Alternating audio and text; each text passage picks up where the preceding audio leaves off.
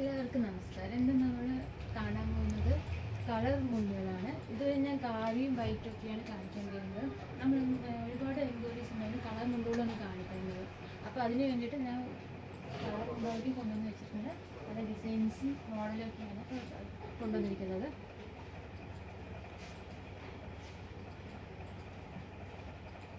ഇത് നമ്മൾ സ്വയം ചെയ്യുന്ന പ്രൊഡക്റ്റാണ്. നമ്മൾ സ്വന്തമായിട്ട് ചെയ്യുന്ന പ്രൊഡക്ട്സാണ് ഇതൊക്കെ, മുണ്ടുകളൊക്കെ. ഇതിൻ്റെ നല്ല ക്വാളിറ്റിയുള്ള മുണ്ടുകളാണ്. ഇതൊക്കെ ഖാദി ടൈപ്പാണ്.